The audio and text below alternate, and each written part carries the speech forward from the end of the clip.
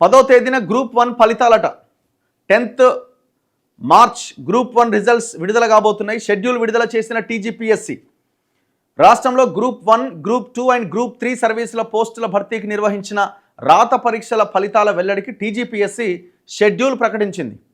ఈ నెల 10వ తేదీ నుంచి 19వ తేదీ వరకు మొత్తం 5 నోటిఫికేషన్లకు సంబంధించిన జనరల్ ర్యాంకు జాబితాలు, ప్రాథమిక మార్కులను వెల్లడించబోతున్నది. రాష్ట్రంలో 563 గ్రూప్ 1 పోస్టుల భర్తీకి నిర్వహించిన ప్రధాన పరీక్షల్లో అభ్యర్థులు పొందిన మార్కుల వివరాలను ఈ నెల 10వ తేదీన వెల్లడించబోతున్నట్టు టీజీపీఎస్సీ చైర్మన్ బుర్రా వెంకటేశం ప్రకటించారు. అనంతరం రోజుల వ్యవధిలోనే గ్రూప్ 2 అండ్ గ్రూప్ 3 ఫలితాలు ఇస్తాం. ఈ మేరకు ఆయన ఆధ్వర్యంలో ఇది షెడ్యూల్ ఇదిగో. మార్చి 10వ తేదీన గ్రూప్ 1 మెయిన్స్ ప్రొవిజనల్ మార్కుల ప్రకటన. మార్చి 11న గ్రూప్ 2 జనరల్ ర్యాంకుల జాబితా వెల్లడి. మార్చి 14న గ్రూప్ 3 జనరల్ ర్యాంకుల జాబితా వివరాలు. మార్చి 17వ తేదీన వసతి గృహ సంక్షేమాధికారుల పరీక్ష తుది ఫలితాలు. మార్చి 19న శిశు సంక్షేమ శాఖలో ఎక్స్టెన్షన్ అధికారుల పరీక్ష తుది ఫలితాలు వెల్లడి కాబోతున్నాయట. తెలంగాణ వచ్చిన తర్వాత నిర్వహించిన మొట్టమొదటి గ్రూప్ 1 అండి ఇది. మొట్టమొదటి గ్రూప్ 1 ఇది. ఇగో శుక్రవారం జరిగిన బోర్డు సమావేశం పెండింగ్లోని ఉద్యోగ ప్రకటనల పరిస్థితిని సమీక్షించింది. వాటి ఫలితాలు, జనరల్ ర్యాంకుల వెల్లడికి షెడ్యూల్ను ఆమోదించింది.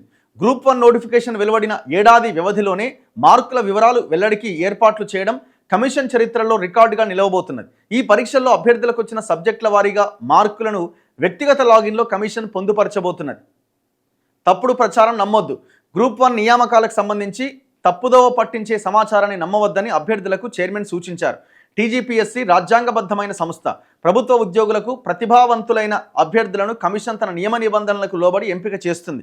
ఇటీవల సోషల్ మీడియాలో తప్పుడు సమాచారంతో జరిగిన ప్రచారంపై కమిషన్ సీరియస్గా స్పందించింది.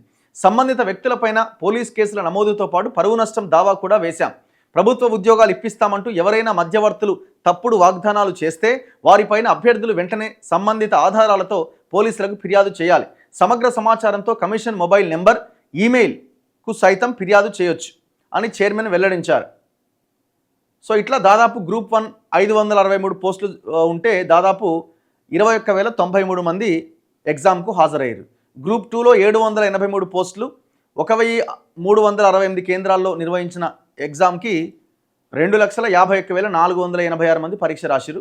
గ్రూప్ 3లో దాదాపుగా 1,365 పోస్టులకు గాను 2,69,483 మంది ఈ ఎగ్జామ్ రాశారు. సో ఇక్కడ బ్యాక్లాగ్ లేకుండా చూడాల్సిన బాధ్యత టీజీపీఎస్సీ మీద ఉంటుంది, బ్యాక్లాగ్ పోస్ట్ లేకుండా. అందుకే పెద్ద పోస్ట్ ఏదైతే గ్రూప్ 1 ఉందో ఫస్ట్ ఆ ఎగ్జామ్ రిజల్ట్స్ రిలీజ్ అయిన తర్వాత, దాని తర్వాత గ్రూప్ 2, దాని తర్వాత గ్రూప్ 3, ఆ రకంగా మీరు చేస్తే బ్యాక్లాగ్ పోస్టులు అనేది ఉండవు. లాస్ట్ టైం గురుకులాల్లో ఇదే చేయడం వల్ల పాపం చాలా పోస్టులు బ్యాక్లాగ్ అయిపోయినాయి. సో అది లేకపోయి ఉంటే, ఆ బ్యాక్లాగ్ లేకుంటే కింద ఉన్నటువంటి అభ్యర్థులకు కూడా ఉద్యోగాలు వస్తే నోటిఫికేషన్ ఇచ్చిన దానికి ఒక పరిపూర్ణత ఉంటుంది.